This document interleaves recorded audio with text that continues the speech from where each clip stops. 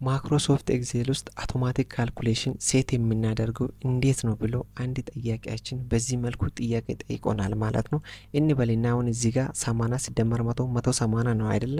እዚህ ጋር መጥቼ አሁን እቺኛው 100 በማድረግበት ሰዓት አውቶማቲካሊ ይሄን አፕዴት አያደርግም። ስለዚህ እንዴት አድርጋችሁ አውቶማቲክ ካልኩሌሽን ማይክሮሶፍት ኤክሴል ውስጥ ሴት ማድረግ እንደሚችሉ በዚህ ቪዲዮ የማሳያችሁ ይሆናል። ቪዲዮን ላይክ እና ሼር እንዲሁም ደግሞ ኮፒ ሊንክ እና ሪፖስት ማድረግ ሰፖርት አድርጉኝ። የመጀመሪያ ስራችን የሚሆነው ቀጥታ ወዴት ነው የምንሄደው? ወደ ፎርሙላስ ታብ እንሄዳለን።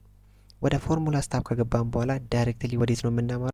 ወደ ካልኩሌሽን ኦፕሽን የሚል እዚህ ጋር አለች። እዛ ውስጥ ደግሞ እንገባና ድሮፕ ዳውን ክሊክ እናደርጋለን። ከዛ በኋላ እዚህ ውስጥ ከገባን በኋላ ከማኑዋል ወዴት እንቀይራለን ማለት ነው? ወደ አውቶማቲክ እንቀይራለን ማለት ነው።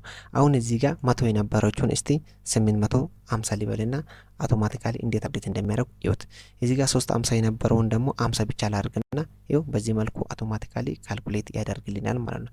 ስለዚህ ማይክሮሶፍት ኤክሴል ውስጥ አውቶማቲክ ካልኩሌሽን በዚህ መልኩ ሴት አድርጋችሁ መጠቀም ትችላላችሁ። ቪዲዮ አስተማሪ ሆነው ካገኛችሁት ላይክ እና ሼር እንዲሁም ደግሞ ኮፒ ሊንክ እና ሪፖስት በማድረግ እንደዚህ አይነት ጸዴ ትምህርት እንዲደርሳችሁ ደግሞ ቤቱን ፎሎ በማድረግ ሰፖርት አድርጉኝ።